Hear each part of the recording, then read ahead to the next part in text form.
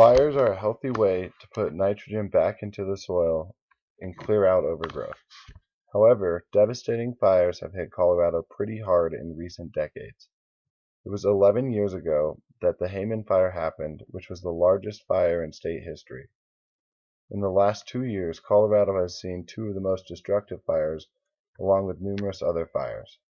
These fires rip through our environment while destroying natural habitats, emitting massive amounts of carbon dioxide, and permanently damaging the soil. The fires also have big effects on the economy. Large amounts of money are used to fight the flames and rebuild after the destruction. Insurance companies will even spray fire retardant foam on houses 24 hours before they think the fire will hit. These methods are very costly. In addition to cost and degradation of the environment, people's lives are negatively affected during and after the fires. People are fleeing from their homes during the high-intensity fires, and then after it's all said and done, the soil is fried and hydrophobic. Nothing can grow there anymore due to damaged soil, and when it rains it causes the soil to run down into reservoirs. Water supply is then diminished and costs millions of dollars to dredge these out each year. So why does Colorado have such devastating fires? To start, Colorado is a generally dry climate. The statewide average rainfall is only 17 inches annually, although some mountain areas have as much as 60 inches, while other areas like the San Luis Valley have as little as 7 inches annually. Regardless, this climate has been around for thousands of years, and fires have been a part of the natural system the whole time. In fact, fires are healthy for an ecosystem. They get rid of overgrowth and put nutrients back into the soil. Some tree species even rely on fires for reproduction. However, as stated before, these recent fires have burned so hot that the soil has become hydrophobic.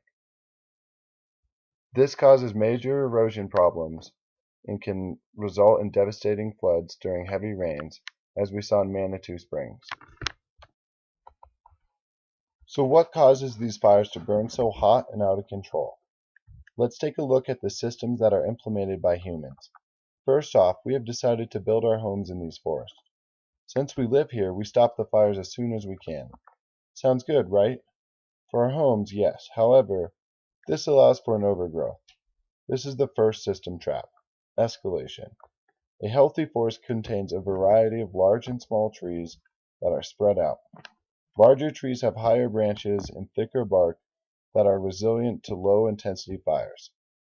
Fires will come and burn the shrubs and smaller trees, but since we stop fires, the smaller vegetation prevails and become larger and reproduce until eventually you have a very dense forest with trees of various sizes. When these catch on fire, it burns very intensely and is extremely hard to control. Even in areas with minimal to no houses, human systems still stop wildfires. This system of controlling fires is derived from Smokey the Bear and reflects the system trap of seeking the wrong goal. This isn't to say people shouldn't handle campfires with care, but when lightning strikes and causes a natural fire, wildfire departments are quick to stop it. Smokey the Bear was put in place to stop potential harvests from being burnt out. Lumber companies valued these resources and didn't want them to burn.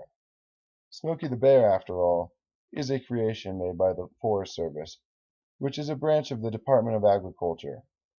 They manage the environment on a resource basis.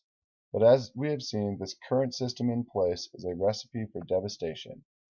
A paradigm shift in this vicious system to a healthy spread out forest would decrease the amount of homes burned and would allow for less intense fires and would bring the nutrients back to the soil. So how do we do it? For starters, if you live in a forested area, fire mitigation is a great leverage point that can act as a balancing feedback loop.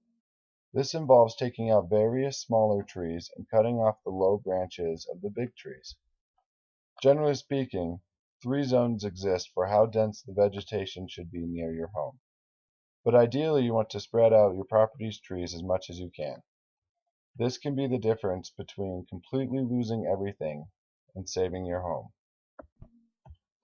However, in vast wild forests with no houses, This would be a long process that would take lots of energy to do. If wildfire departments did do fire mitigation in small portions of an entire forest and then followed up with controlled burns, it would help out slowly but surely.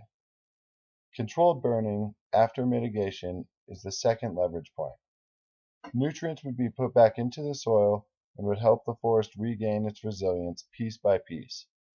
Eventually, the system would allow the wildfire departments to let fires burn naturally while keeping people safe. A success point known as letting nature do the work. This would greater impact our economy as well.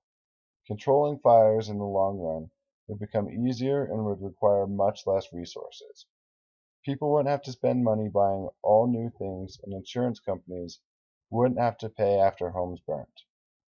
These factors also play a role in the equity and social well-being of the people and animals alike. Their homes would be intact, and the need to completely start over and relocate wouldn't be an issue. And of course, our environment would benefit the most, and over time, nature will do the work itself. High-intensity fires would be a thing of the past, therefore the soil would gain nutrients rather than becoming hydrophobic. These leverage points will influence the system into a better balanced system that will uphold its resilience time and time again.